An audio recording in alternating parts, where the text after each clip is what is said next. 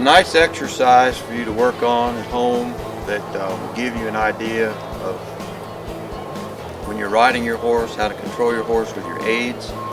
That means your seat, your body, your body language with your horse, and to be able to transition a horse, walk, trot, stop, canter, without using your hands. Okay, so when you watch like your higher up dressage riders, you see those horses move and you don't see the riders do anything. They're just like sitting up there, but really they are doing something, but they're doing it in a very subtle way. And so it's amazing how the horses are so responsive to the rider position and the rider's resistance and communication. I mean, we can take a pony from out the country that's been nowhere, and in no time get that pony to responding to your aids. And if you really experience how responsive these horses are to this, you'd be kind of amazed. So get you a chair like this, and it takes two people. And notice how Cerise is sitting on the chair with about 6 inches behind her, so she's sitting on the edge of the chair. Just enough to feel my seat bones. Okay, so now tip the chair forward, Cerise. Okay. So the first thing to do is work on balancing the front legs on the chair and go back and forth.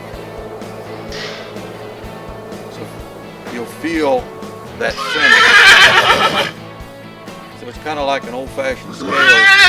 It goes like this. You got weight in the front and weight in the back. So you want to put your weight, your center of gravity, in the center of that horse. So years ago, we used to tell people, get in the middle of him when you ride him. Get in the middle of him. Well, that's kind of what that means, that you're balanced there. So if she lowers her chin or raises it, see how the chair moved? See how she moved? Just in that little bit. All right, now look right and look left. All right, so that at least little bit of subtlety of movement, the horse feels that, okay? So one thing you can do, okay, now sit on your hands, Cerise, is put your hands right underneath your bottom on your hip bones, and all right, now move forward. And feel how when you shift your weight either side, how that puts different pressure on each hand. Well, that's what that horse feels on his back. Well, we can use that to our advantage in guiding that horse if we know how to use it. Okay, so that's why you'll get someone kind of like myself. It's like, no, nobody's riding my horse, because my horse responds to this. He knows what I'm telling him to do. He does it perfect. Well, I put some enthusiast on his back that's using these aids wrong, when my horse is thinking, have these people lost their mind? Well, every time I've been ridden in the last 6 months, they've asked me to do it this way, now they're asking me to do it that way. So when you get a horse real finished, that's kind of how it works. All right, so now, okay, Cerise, you can move your hands down. So I'm going to take the back of this chair and I'm going to move it backwards and forwards, just like this. And Cerise is very supple and relaxed in her knees and in her waist and in her neck. Okay. So now, here's the exercise. Cerise, I want you to stiffen your ankles. It's incredible how this feels. All right, now relax your ankles. I want you to stiffen your knees. My ankles stiffen too? No, loosen your ankles and just stiffen your knees.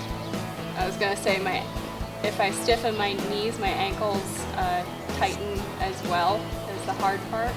All right, now stiffen your waist and pelvis area.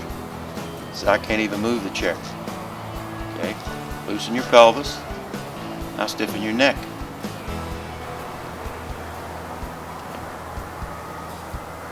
Now, lower your chin, raise your chin. Look right, look left.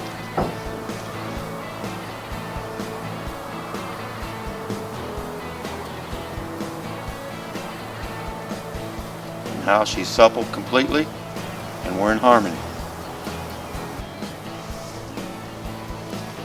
So, get your chair and get your friend to help you.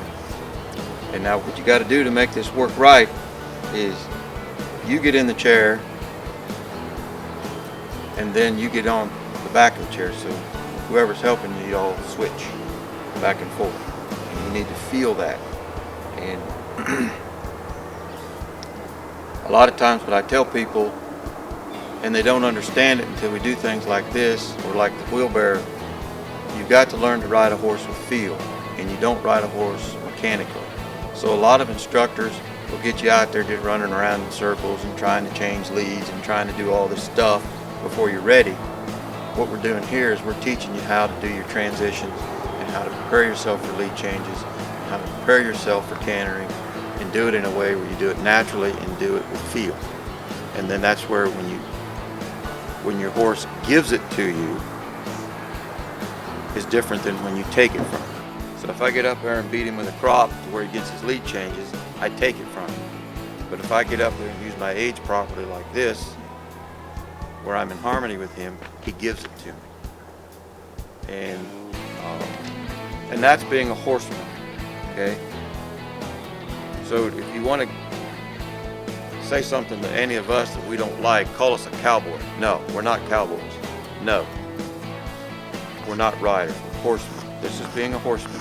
So this whole effort, we call it the handy horseman, is our goal to make you a horseman, to understand how to properly use a horse. Another thing you can do with the chair is it's very difficult to instruct, I'm going to call them unskilled riders. These are people that maybe say, I've ridden all my life, but I just don't feel like my horse is soft in my hands, and I don't feel like my horse is supple, and to try to teach somebody proper contact in their hands with those reins into that horse's mouth.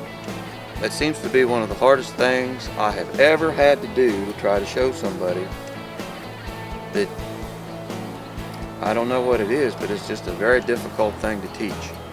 And so I say a lot of times, some things have to be learned and not taught. So, and this is what I mean is, you have to learn this. You've got to get on the horse's back, and he's almost got to teach you, okay? So when you ride a horse properly, in proper collection, and he's supple, and he's flexing his jaw and his neck, you can feel that. It feels good.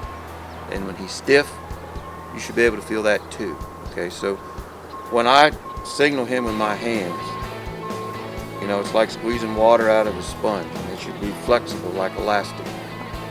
I don't want to feel resistance there. I want to feel elasticity, I guess is the proper word. So one thing that I have just kind of happened up on that helps people understand how that's supposed to feel is you get the chair like this, and you feel that chair resistance in your hand and the weight of that chair. So when I hold this chair in my fingers like this,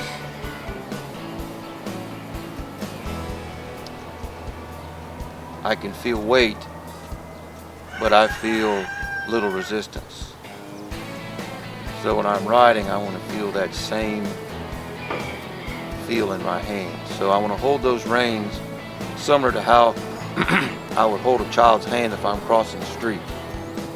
I'm going to reach down there and I'm going to hold that child's hand firmly, but I'm not going to squeeze it, okay?